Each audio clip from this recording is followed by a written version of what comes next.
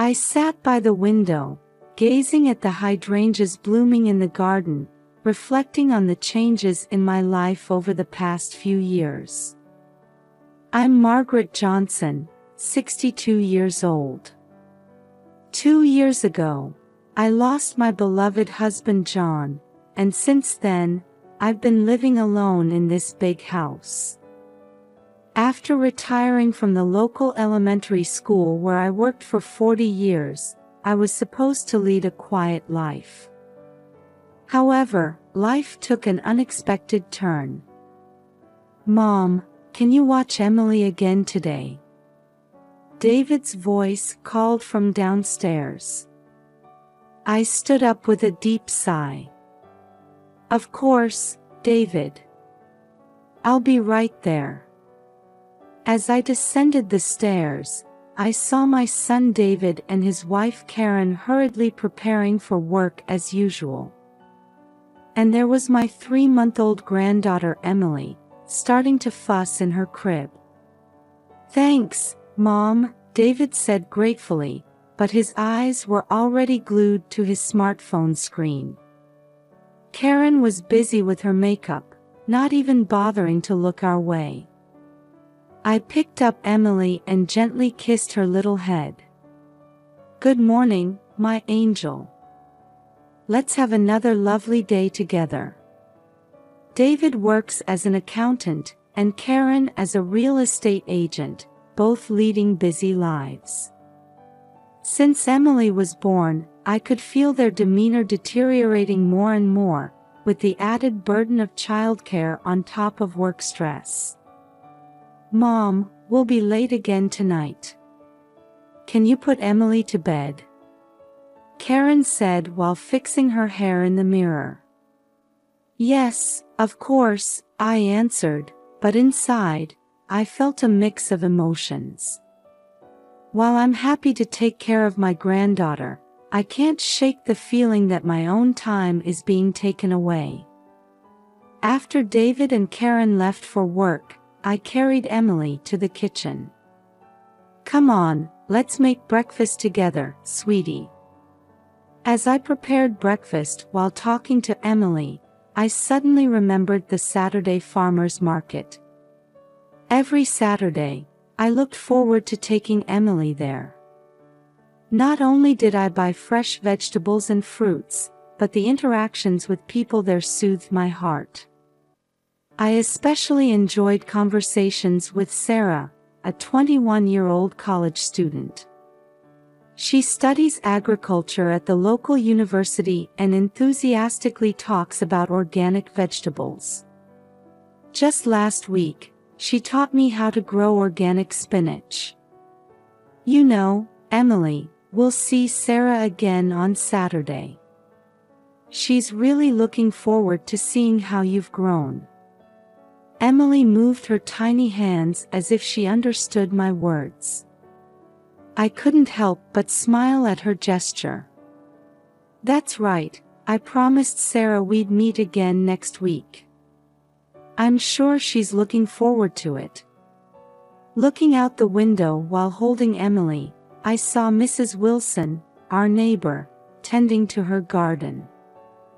She's also an elderly woman living alone. I enjoyed having tea with her occasionally and talking about our grandchildren. However, recently, with the increasing friction with David and Karen, it had become difficult to have such peaceful moments. They seemed to think it was natural for me to take care of Emily, rarely considering my own time or feelings. "Oh, John. How I wish you were here," I whispered, gazing at a photo of my late husband. Emily made a small cooing sound. I came back to myself and gently hugged the baby. "I'm sorry, Emily. Grandma was feeling a bit lonely again." At that moment, I couldn't have imagined that I wouldn't be able to keep my promise to meet Sarah next Saturday. And that the reason for this would greatly change my life. That evening, when David and Karen returned home, I sensed a different atmosphere. They gathered in the kitchen, looking excited. "Mom, we have amazing news!" David exclaimed happily. I turned towards them, still holding Emily. "What happened?" Karen answered, "We're planning a trip to Hawaii." I widened my eyes in surprise. "Oh, that's wonderful. But what about Emily?" David said with a smile, "That's where we need your help, Mom. Could you take care of Emily for about 2 weeks?" I hesitated. 2 weeks? That's too long. I can't do it alone. Karen interjected, "But you can do it, Mom. You know Emily better than anyone." Those words made me feel conflicted.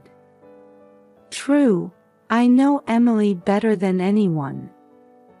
But taking care of her alone for 2 weeks would be physically and mentally challenging.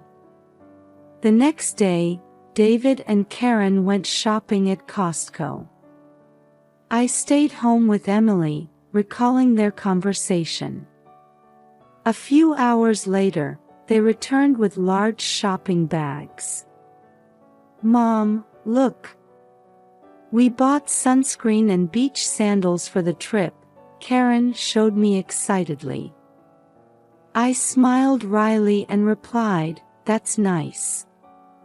But have you decided about Emily?" David looked a bit troubled and said, "Actually, we checked with the local YMCA and childcare centers, but they're all full. We couldn't find a babysitter either." I sighed deeply. That's why I said I couldn't do it alone. That night, while I was putting Emily to sleep, David and Karen were whispering about something. I was curious about their behavior, but I couldn't leave Emily's side until she fell asleep. The next morning, their attitude had clearly changed. They looked as if they had made a firm decision. "Mom, we need to talk," David said with a serious face. I answered, feeling uneasy, "What is it?" Karen began, "We've thought of a good solution." At that moment, David suddenly grabbed my arm. "I'm sorry, Mom. But this is the best way." Before I could say anything, they took me and Emily to the basement. Then, they uttered unbelievable words.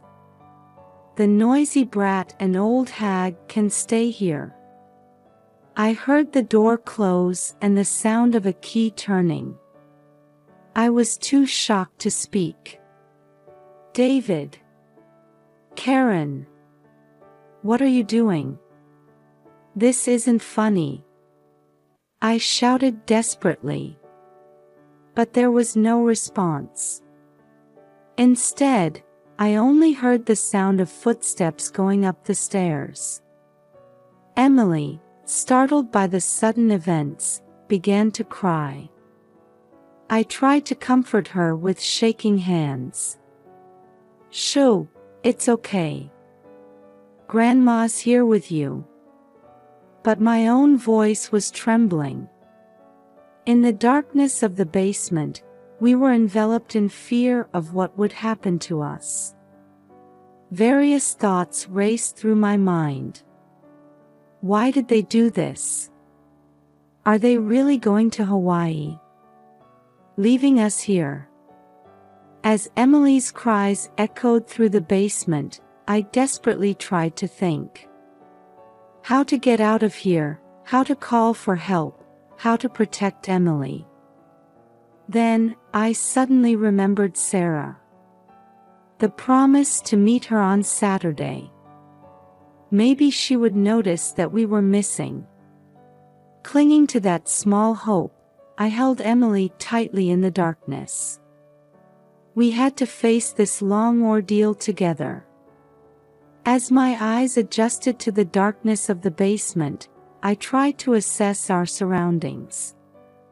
Emily was still crying in my arms, but her voice had calmed a little.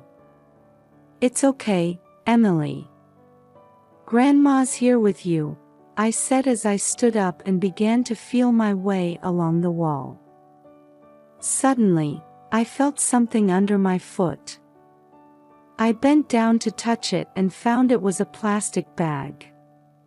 A Walmart shopping bag. Inside were canned goods and bottled water.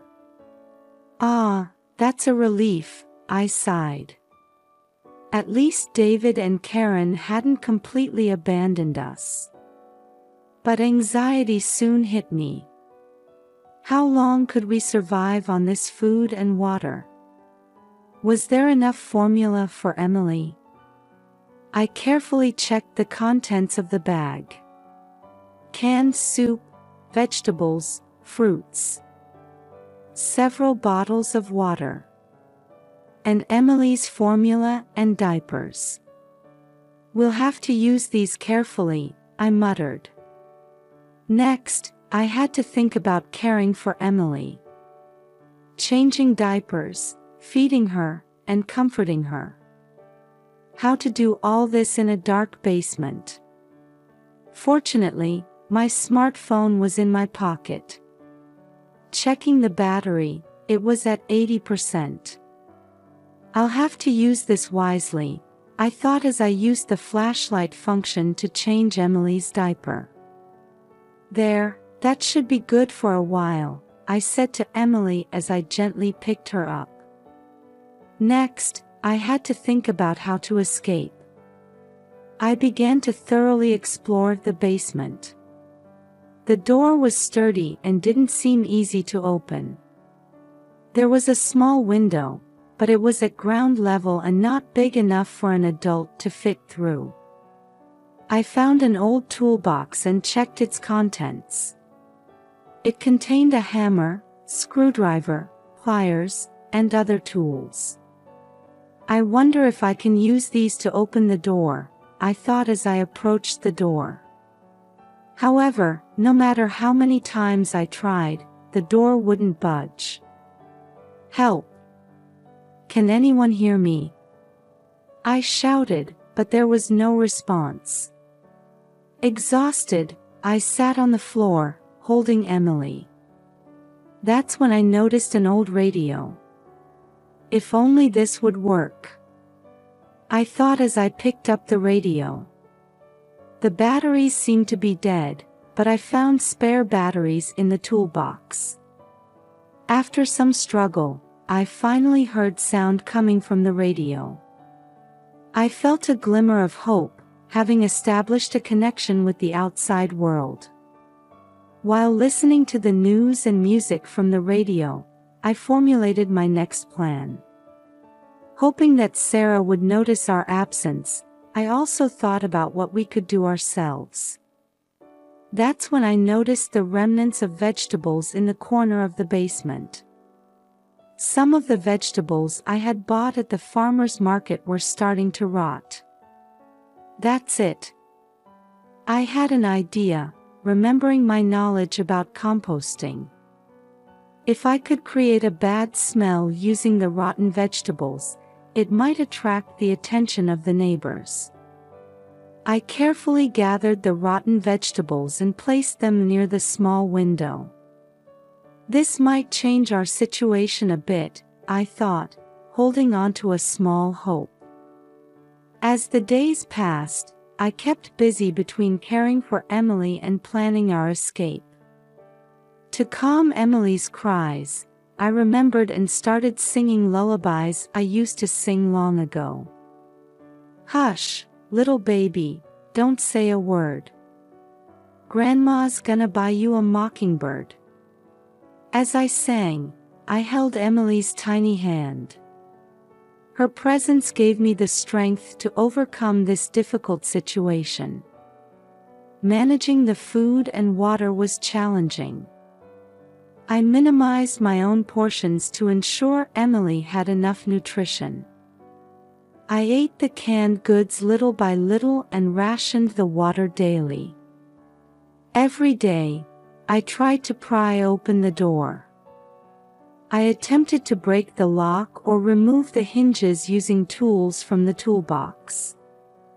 But all attempts failed. I continued to call for help through the small window as loudly as I could. "Help! Can anyone hear us? We're in here." But there was no response. My voice seemed to be absorbed by the basement walls. The radio was our only comfort. Listening to the news helped us feel not completely isolated from the outside world. Sometimes, I would listen to music programs to soothe Emily. The bad smell strategy was more effective than I had expected. The odor of rotting vegetables seeped out through the small window. I prayed that someone would notice this unusual smell. As my sense of time became blurred, I spoke to Emily. "You know, Emily. Grandma will absolutely protect you. I'll find a way to get us out of here. And then we'll go to the farmer's market together again and meet Sarah." Emily looked at me as if she understood. At that moment, I renewed my determination. No matter what happens, I will protect this child. And I will definitely find a way to escape from here. In the darkness of the basement, our struggle had only just begun. Sarah was setting up for the farmer's market as usual. While arranging the organic vegetable stand run by her family, she suddenly felt something was off. "That's strange," she muttered. The familiar face of the kind old lady who visited every Saturday was nowhere to be seen. Margaret Johnson. She always came with her granddaughter, Emily. "I wonder if Margaret isn't coming today," Sarah thought, looking around. Sarah had become close to Margaret over the past few months. Margaret's warm smile and her joy in talking about Emily's growth had become a highlight of Sarah's Saturdays. She promised last week that we'd meet again this week. Worried, Sarah asked other regular customers. But no one had seen Margaret. "Maybe she's not feeling well," Sarah told herself, but she couldn't shake off an uneasy feeling. That evening, as Sarah was walking home, she passed by Margaret's house. Suddenly, she noticed a foul smell. Ugh! What a terrible odor! Holding her nose, she looked around. It wasn't garbage collection day. Yet, a strong stench was coming from Margaret's house. This is odd. Someone as meticulous as Margaret wouldn't let such a smell linger. Sarah stopped and stared at the house. The curtains were drawn, and she couldn't see inside. But she couldn't shake the feeling that something was wrong. Gathering her courage, she knocked on the front door. "Margaret? Emily? Is anyone home?" No answer. She knocked again, but still no response. Sarah's unease grew. Margaret's absence from the Saturday farmer's market, and now this strange situation. Could something bad have happened?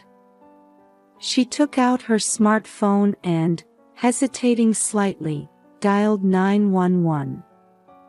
911, what's your emergency? The operator's voice came through. Sarah hesitated but then began to speak. I'm worried about an elderly neighbor. I haven't seen her for a few days. And now there's a strong, foul smell coming from her house. I understand. Can you give me more details? Sarah explained about Margaret, her recent absence, and the strange smell coming from the house. We'll send officers to check. Please wait there. After hanging up, Sarah felt relieved. Professional help was on the way. Reassuring herself, she waited for the police to arrive. 30 minutes later, a police car arrived without sirens. 2 officers got out of the car. Good evening. Are you the one who called? Yes, that's me, Sarah replied. After getting more details from Sarah, the officers began to investigate around the house. They too noticed the foul smell and grimaced. This definitely isn't normal, one officer said. They knocked on the door again and called out loudly. But still no response. Let's ask the neighbors, the other officer suggested. The officers began to go around to the neighboring houses. Sarah watched, waiting anxiously. After a while, information from an elderly neighbor next door changed the situation dramatically. Come to think of it, I saw David and his wife leaving with large bags late last Friday night. I haven't seen them since. The officers' expressions changed upon hearing this testimony. They returned to Margaret's house and tried to peek inside through the windows. This. One officer muttered. We might need to make an emergency entry. Sarah held her breath. As the situation rapidly unfolded, she felt a mix of fear that her worries might be justified and hope for Margaret and Emily's safety. The officers contacted their headquarters, requesting permission for an emergency entry. Sarah stood there, tense about what was about to happen. As the police officers were preparing for the emergency entry, a taxi approached from the distance. Sarah spotted familiar faces inside the car. Isn't that David and Karen? Sarah informed the police officers. The taxi stopped in front of the house, and David and Karen got out. Their expressions were bright, as if they had just returned from an enjoyable vacation, but they froze upon seeing the police vehicles. What's going on here? David shouted in surprise. Karen stood still, holding her luggage. The police. Why? A police officer approached them. Are you David Johnson and Karen Johnson?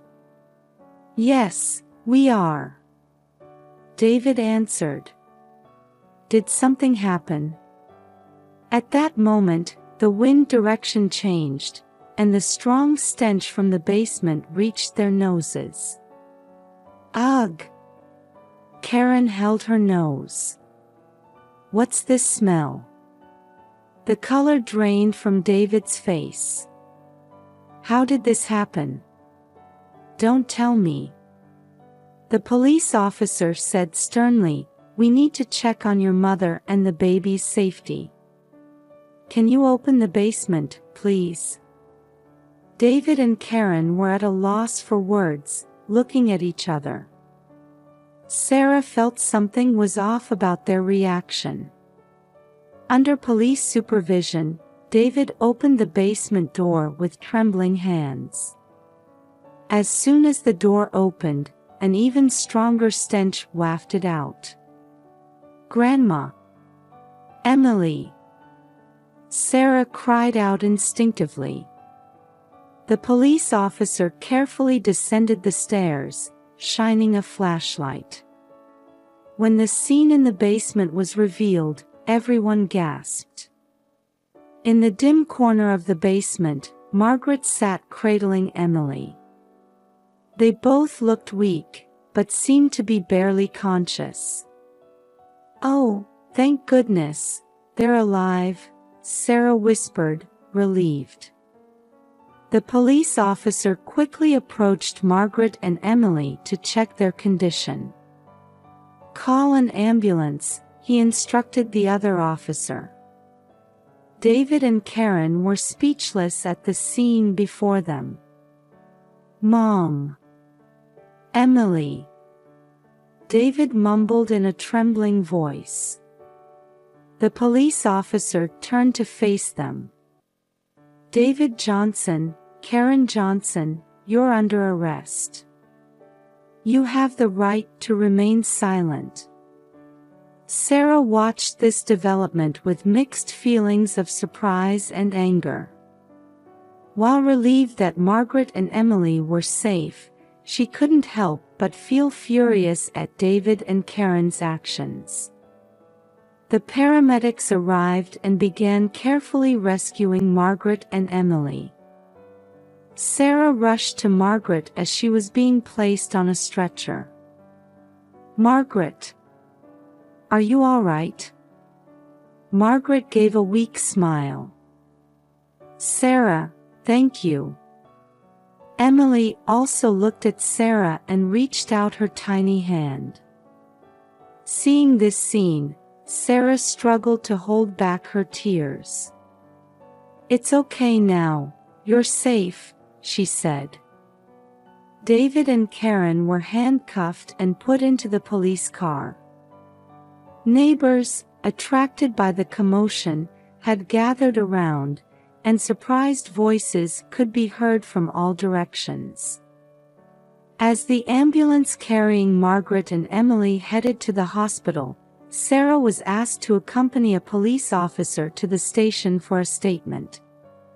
Although her mind was in turmoil from the events of the past few hours, one thing was clear: she was truly glad she had been able to help Margaret and Emily.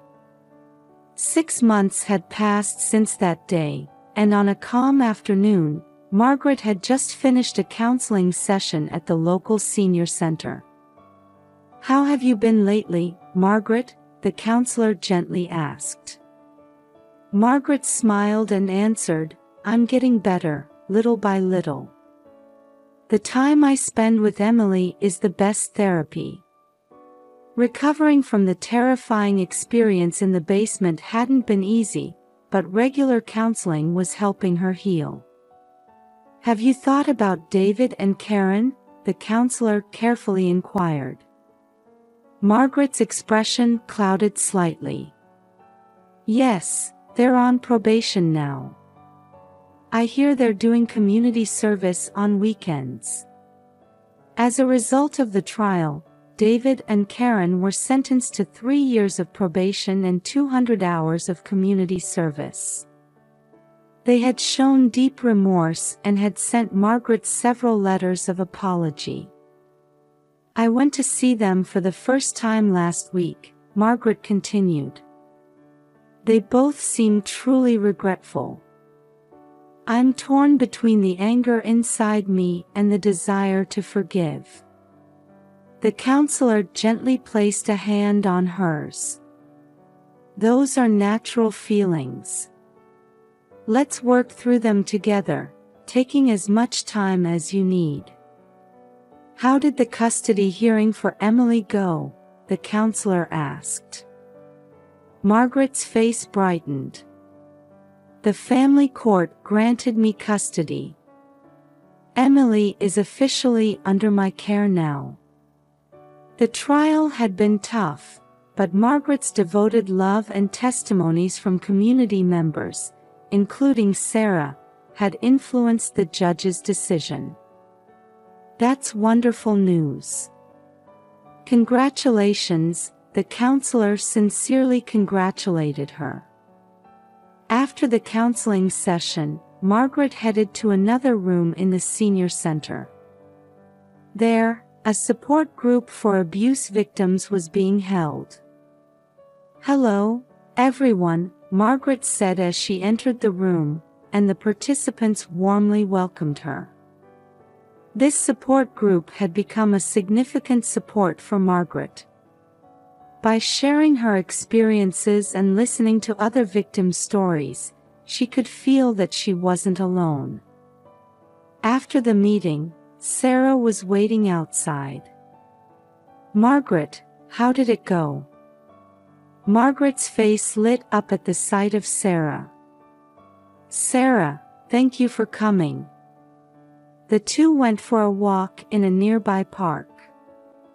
Emily was sleeping in her stroller. "Sarah, if it weren't for you, we might never have gotten out of that basement," Margaret expressed her gratitude. Sarah smiled shyly. "I only did what anyone would do. I think protecting those we care about is something everyone can do." Margaret was deeply moved by her words. "I'm truly grateful for your courage and kindness." Sitting on a park bench, they continued talking while watching Emily's sleeping face. "I heard you met with David and Karen," Sarah asked quietly. Margaret nodded slowly. "Yes. They both seemed to really regret what they did. They asked for my forgiveness." Sarah chose her words carefully. "Whether to forgive them or not is up to you, Margaret. There's no need to force yourself." "I know," Margaret took a deep breath. "But holding on to hatred is tiring too. I want to find a path to reconciliation, little by little." Emily woke up and started to cry softly. Margaret gently picked her up, and the baby calmed down immediately. "I want to create a better future for this child," Margaret said, softly stroking Emily's cheek. "And for that, forgiveness might be necessary." Sarah was touched, her eyes welling up. "Your strength never ceases to amaze me, Margaret." The two felt a deep bond that transcended generations. For Margaret, Sarah was like a daughter and a best friend. "Come on, let's take Emily to the farmer's market," Margaret suggested.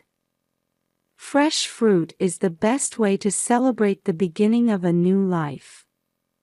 Sarah nodded with a smile. "That's a lovely idea.